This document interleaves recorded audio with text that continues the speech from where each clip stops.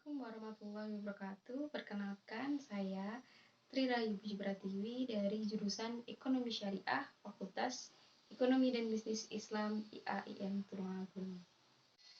Pada kesempatan kali ini, saya akan memaparkan hasil dari praktik pengalaman lapangan gelombang 3 Fakultas Ekonomi dan Bisnis Islam IAIN Tulungagung tahun 2020. Praktik pengalaman lapangan atau yang biasa kita singkat dengan PPL pada kali ini dilaksanakan berbeda dari tahun-tahun sebelumnya, di mana PPL kali ini dilaksanakan pada saat masa pandemi COVID-19.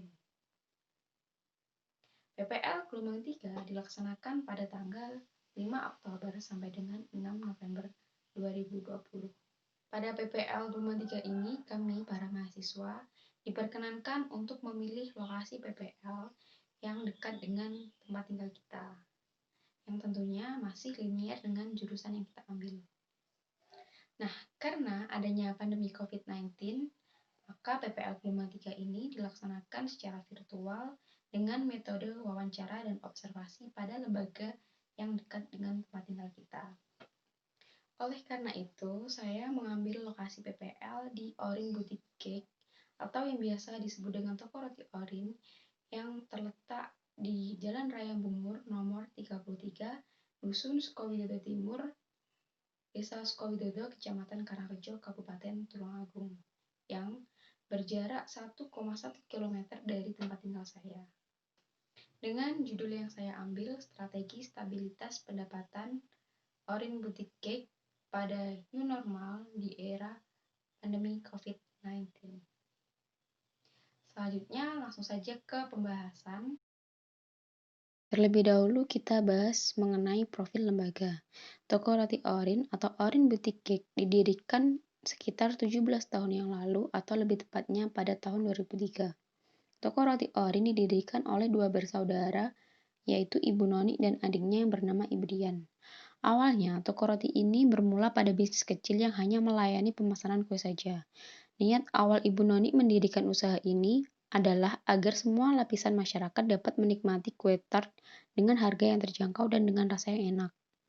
Karena pada tahun tersebut masyarakat beranggapan bahwa roti tart itu memiliki harga yang mahal dan hanya dapat dikonsumsi oleh masyarakat lapisan atas.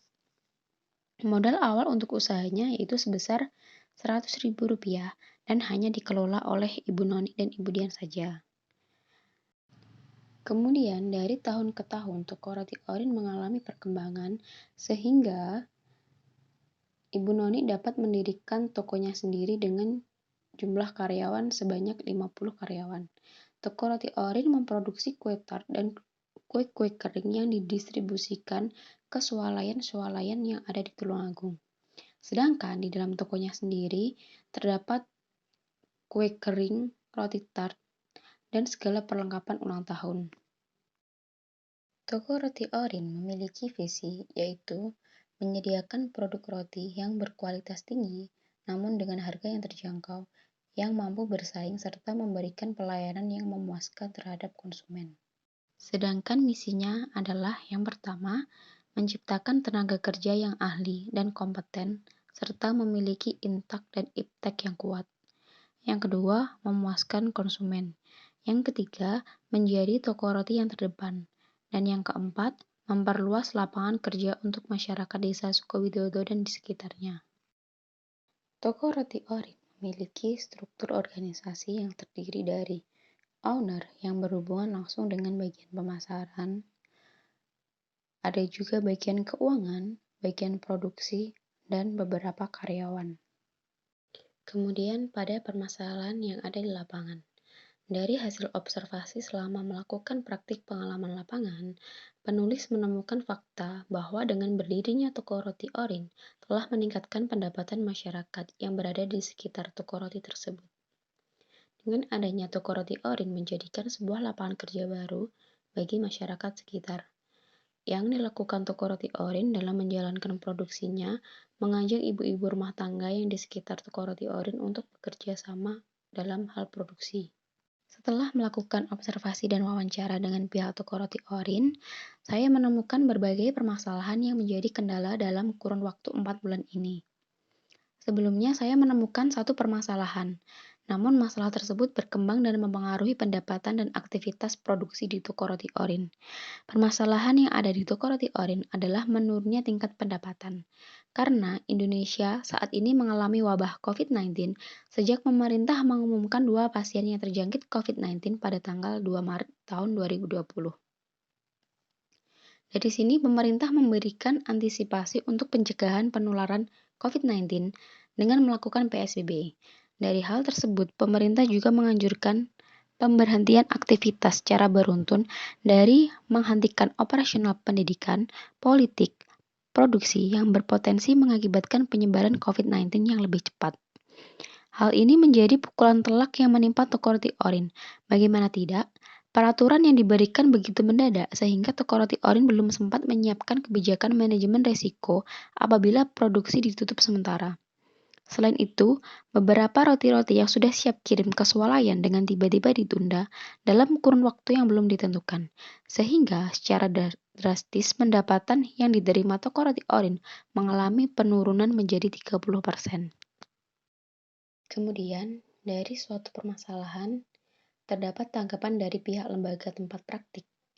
Tanggapan dari pihak lembaga toko roti Orin mengenai permasalahannya adalah sebagaimana yang telah dijelaskan pada pembahasan sebelumnya bahwa untuk mendapatkan konsumen yang banyak, maka dilakukan sebuah cara yaitu dengan cara promosi sebagaimana yang telah dilakukan oleh perusahaan lain dalam memasarkan hasil produksinya. Toko roti Orin juga melakukan promosi melalui media sosial agar semakin banyak jangkauan masyarakat yang mengetahuinya. Dimulai dari promosi melalui Instagram, Facebook, website, bahkan dari mulut ke mulut. Pemasaran melalui media sosial termasuk ramah biaya, serta dianggap paling efektif karena sekarang ini ada banyak orang yang setidaknya memiliki satu akun di media sosial.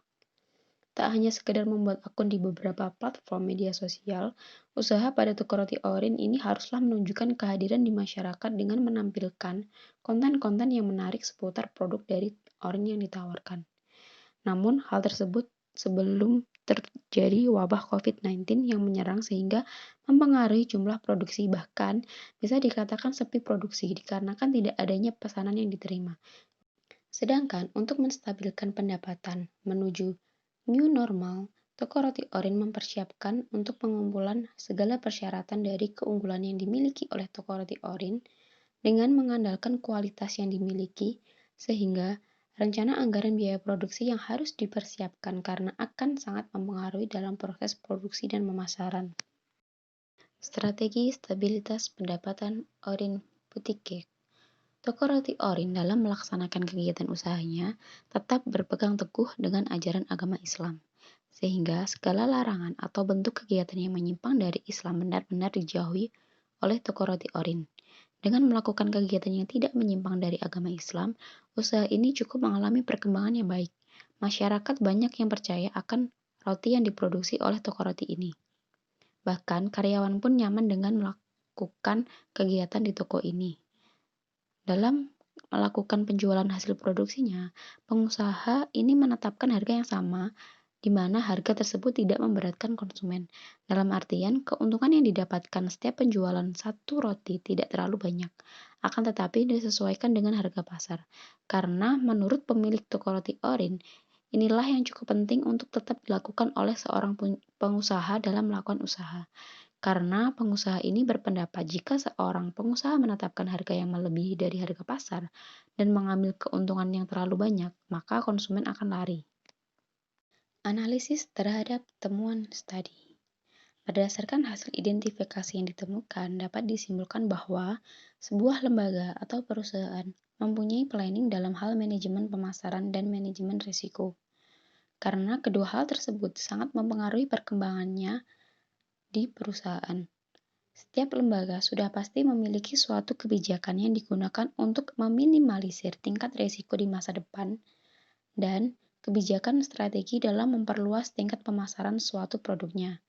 Mempertahankan kualitas produk adalah tujuan utama agar konsumen dapat puas menikmati barang hasil produksinya, sehingga dapat mendapatkan keuntungan yang diperoleh dengan cara yang benar.